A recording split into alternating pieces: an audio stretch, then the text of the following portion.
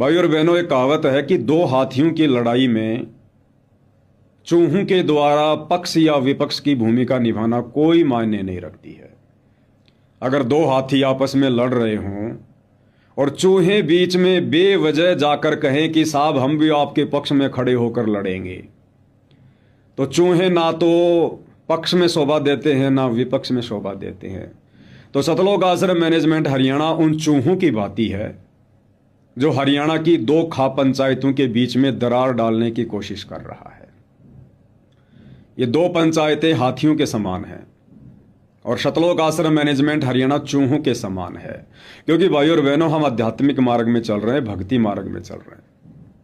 और भक्ति मार्ग में गुरुदेव भगवान ने बचाया कि बच्चों, तुम भेड़ियों के बीच में रह रहे हो, भेड़ियों के बीच में। संसार को, जगत को जो भक्ति नहीं करते, बकवाद करते हैं, जो सतगुरु की शरण में नहीं हैं, वो चाहे कितने अच्छे इंसान क्यों ना है, सतगुरु रामपाल जी ने उनको भेड़ियों की संज्ञा दी है। और हम संगत वालों को आगाह किया है कि बच्चों, तुम भेड़ियों के बीच में रह रहे हो, भेड़ियों के बीच में। और भेड़ को भेड़ियों के बीच में कितनी सावधानी से रहना चाहिए। जिस प्रकार एक जीभ, एक जिव्या दांतों के बीच में कितनी सावधानी से रहती है, अपना कार्य भी करती है, परंतु कभी दांतों के बीच में नहीं आती है। और कभी कभार हल्की सी दांतों के बीच में आ जाती है तो कितनी पीड़ा होती है, आप और हम सबको पता है। तो भाई और बहनों, जबरदस्ती एंट्री सतलोक आश्रम मैनेजमेंट हरियाणा ने हरियाणा की खाप पंचायत में की। अर्थात जो लोग सतगुरु रामपाल जी के एक नारे को बुलंद करते हैं कि जीव हमारी जाति है, मानव धर्म हमारा, हिंदू मुस्लिम सिख ईसाई धर्म नहीं कोई न्यारा, इस नारे को बुलंद करने वाले सतलोक आश्रम कमेटी वाले आज खुद हरियाणा में जातिवाद का जहर घोल रहे हैं। हरियाणा के आपसी भाईचारे को बिगाड़ने का काम कर रहे हैं, दरार डालने का काम कर रहे हैं।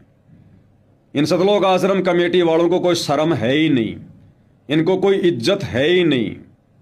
ये कभी तो राजस्थान के गैंगस्टर यानी गुंडे आनंदपाल सिंह की सीबीआई जांच का समर्थन करने के लिए राजपूत करनी सेना की रैली में शामिल हो जाते हैं। इन्हें शर्म ही नहीं है कि हम भगत हैं। अरे संतों का गुंडों की सीबीआई जांच से क्या मतलब।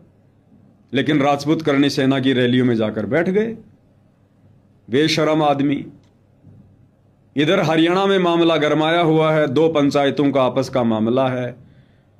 वो इस कोशिश में है कि हम भाई आपस में मिल बैठकर इस मामले को सुलझा लें।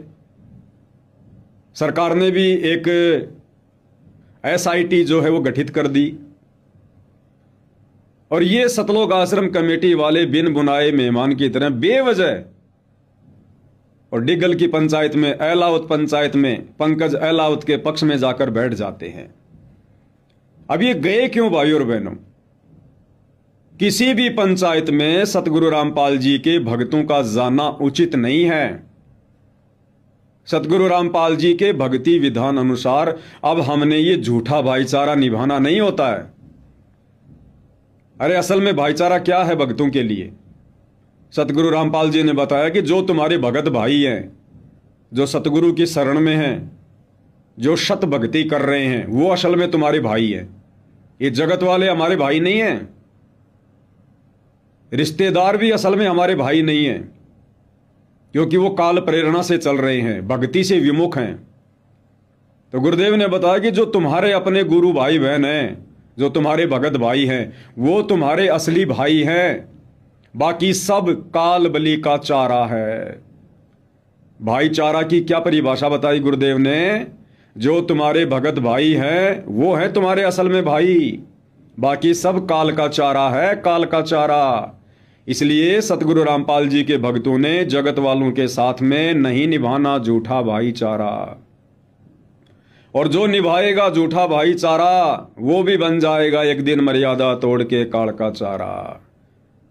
तो संगत ने करना चाहिए थोड़ा विचारा। तो इस बेबुद्धि के सतलोक आश्रम मैनेजमेंट हरियाणा ने हरियाणा के स्टेट कोऑर्डिनेटर अमन गोदारा को नई नवेली दुल्हन की तरह तैयार करके और डिगल की खाप पंचायत में भेज दिया। भाई और बहनों, समय समय पर परमात्मा अपनी आत्माओं को खड़ा करते हैं सच्चाई को उजागर करवाने के लिए। और जैसे ये सच्चाई उजागर हुई, सतलोक आश्रम कमेटी में खलबली मच गई भयंकर रूप से, क्योंकि डर तो इन लोगों को भी है। सतलोक आश्रम वालों को पता है कि भाई धीरे धीरे अब संगत जाग रही है। इन सतलोक आश्रम वालों को पता है कि हमने इतने भक्ति विरुद्ध कुकर्म कर दिए 2014 बरवाला कांड के बाद, अब संगत धीरे धीरे सतलोक आश्रमों से दूरी बना रही है। संगत पहले की तरह इन आश्रम वालों को दान धर्म नहीं कर रही है। इनके आश्रमों में आना जाना भी संगत कम कर रही है। नीचे नीचे साध संगति से जुड़कर मर्यादा में रहकर घर बैठकर भक्ति करने का प्रयास कर रही है। और संगत ने सोच लिया कि जब सतगुरु रामपाल जी जेल से आ जाएंगे उसके बाद हम कहीं जाएंगे, तब तक हम घर बैठ के भक्ति करेंगे। तो इन सतलोक आश्रम वालों में भयंकर तरीके से खलबली मच गई कि अगर ये सच्चाई संगत तक पहुंच गई तो मामला डगमगा जाएगा। तो आनन फानन में हरियाणा के स्टेट कोऑर्डिनेटर अमन गोदारा को अपनी सफाई देनी पड़ गई। आप मामले की गंभीरता को समझिए, मामले की गंभीरता को समझिए भाई और बहनों। संगत किस कदर सतलोक आश्रमों से हट रही है। स्प्रिंग को आप एक हद तक दबा सकते हो, जिस दिन छोड़ोगे उतनी गति से ऊपर उठेगी। तो ये परमात्मा की संगत है, भले वर्तमान में भेड़चाल में चल रही है, लेकिन तत्व ज्ञान इनके हृदय में है। कभी न कभी तो ज्ञान अंगड़ाई लेगा, और जिस दिन ये ज्ञान अंगड़ाई लेगा, कौन से बिल में जाके छुपोगे सतलोक आश्रम वालों। तुमने सतगुरु रामपाल जी के नाम की आड़ में, उनके आदेश की आड़ में इतने कुकर्म कर डाले हैं, तुम लोगों को बख्शा नहीं जाएगा। बच्चा बच्चा आने वाले समय में तुम्हारे मुंह के ऊपर थूकेगा। मुंह के ऊपर थूकने का मतलब है तुम्हें दुत्कारेगा, तुम्हें धिक्कारेगा कि ऐ नालायक सतलोक आश्रम कमेटी वालों, संत रामपाल जी के नालायक बेटा बेटी भाई बंधु रिश्तेदारों कोऑर्डिनेटरों, तुमने क्या खाक उस परमपिता परमेश्वर की इतने वर्षों तक संगति की। क्यों उनके चरणों में पड़े रहे वर्षों तक। तुम दिन में इन आश्रमों में सतगुरु की शरण में रहकर 50 बार उनको दंडवत किया करते थे, 50 बार तुम्हें सतगुरु आशीर्वाद दिया करते थे। नालायकों, उस आशीर्वाद ने तुम्हारे ऊपर क्या काम किया। तुम लोगों ने भी सतगुरु की गैर हाजिरी में बरवाला कांड के बाद अपनी मर्यादा तोड़वाई, और नादान संगत की भी मर्यादा तोड़वाकर जमकर ऐसी की तैसी करवाई। धिक्कारेगा समाज तुम्हें आने वाले समय में। तो इन सब बातों का आश्रम वालों को भी पता है कि धीरे धीरे संगत अब किनारा कर रही है। अब संगत के दान धर्म से इनकी रोजी रोटी चल रही है, इनके बच्चे पढ़ रहे हैं, इनके खर्चे पूरे हो रहे हैं, इनकी मौज मस्ती के साधन आ रहे हैं। अब अगर संगत ज्योति पाठ और दान का पैसा नहीं देगी तो ये तो भूखे मरेंगे। इनकी राजनीतियां कैसे होंगी, इनकी मनमानियां कैसे होंगी, इनके शौक कैसे पूरे होंगे, इनकी बकवादे कैसे होंगी।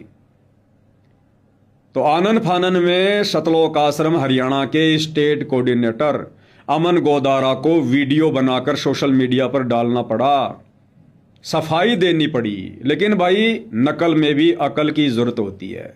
सफाई भी ढंग से नहीं दे पाया, बहुत सारी गलतियां कर गया।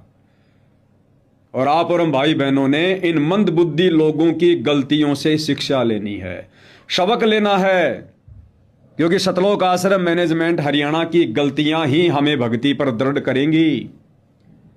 जिस प्रकार से काल वर्तमान में ज्ञान को आधार ना बना पाने के चलते सतलोक आश्रम कमेटी को ठग रहा है, संत रामपाल जी के परिवार को ठग रहा है, इन कोऑर्डिनेटरों को ठग रहा है।